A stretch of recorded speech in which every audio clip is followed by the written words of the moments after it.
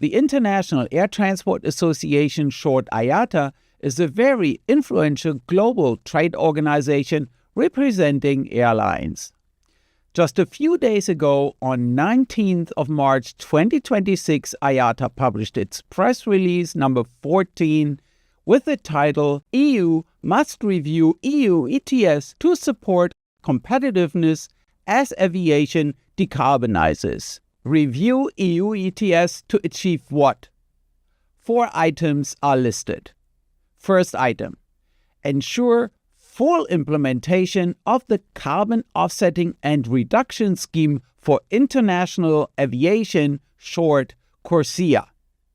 More specifically, avoid overlapping measures that conflict with this global framework. Second item, enable a sustainable aviation fuel, short SAF, book and claim system. This basically means that the use of SAF counts towards the EU ETS independent of where it has been entered into the aircraft's fuel tank. Third item, reinvest EU ETS revenue into decarbonization by directing a greater portion of the aviation's EU ETS contributions back into the aviation industry's transition. This should be done by, for instance, financially supporting SAF production and SAF use and reinstate so-called free allowances. Fourth item, harmonize EU standards with standards existing outside the EU to safeguard the air transport industry's global competitiveness. There's a lot to unpack. It seems natural to start with the first item. Therefore, in this video, let me concentrate on this first item, which addresses the overlap between CORSIA and the EU ETS. CORSIA is a global framework. The fact that it is a global framework makes a lot of sense and is a very desirable property. To understand why it is a desirable property, it is important to recognize that climate change is a global problem. It is global for 2 reasons. The first reason is climate change affects people around the world, although in different ways and different intensities. The second reason is what matters for climate change is the cumulative carbon in the atmosphere. This means that the climate effect of carbon is independent of where and by whom carbon is emitted. Has it been emitted in Australia, Canada, or China? It doesn't matter. Has it been emitted via deforestation or by aviation? It does not matter. One remark. It should be mentioned that for aviation, there are so-called non-carbon effects. These have to do with, for example, the formation of condensation trails in the sky. These effects add an important complication when it comes to climate policies for aviation.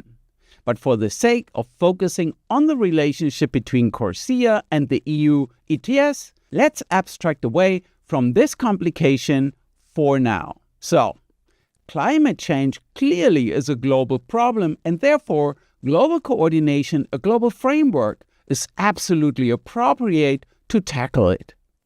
The EU ETS is not a global framework. It is a European initiative. Does this mean that it is a useless initiative? No. Climate protection is effective and valuable independent of where the climate has been protected.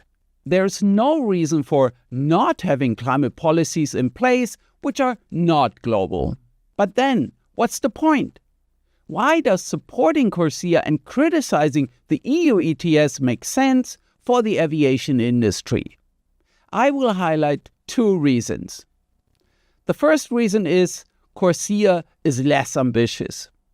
The European goal is to achieve 55% net reduction of greenhouse gas emissions by 2030.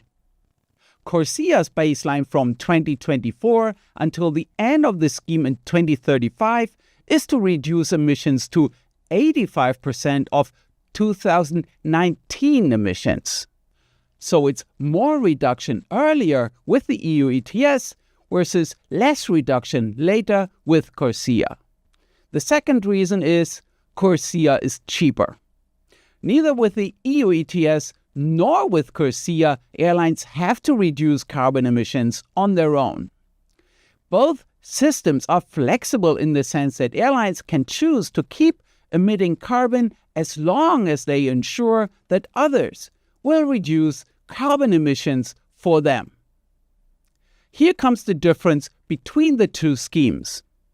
When it comes to the EU ETS, airlines have to pay a price of around 60 to 100 euro per ton of CO2 if they ask others to reducing carbon emissions for them. According to an ICAO interim assessment report from March 2025, the corresponding average prices range from $6 to $17 per ton of CO2 for CORSIA. In this sense, CORSIA is much cheaper, less costly for airlines. What do we learn from this? It is understandable that airlines favor CORSIA over the EU ETS because it is less costly. It is less costly because the cost per ton of CO2 is much lower. It is also less costly because the EU ETS is clearly more ambitious in terms of the overall emission reduction goals. As I mentioned before, there is a lot more to unpack. For instance, why book and claim? How about free allowances? Should EU ETS revenues be used to financially support SAF? How to account for non-carbon effects? My plan is to discuss these and other issues in future videos. To conclude this video, I personally consider the development and implementation of the EU ETS a great achievement of EU policymakers.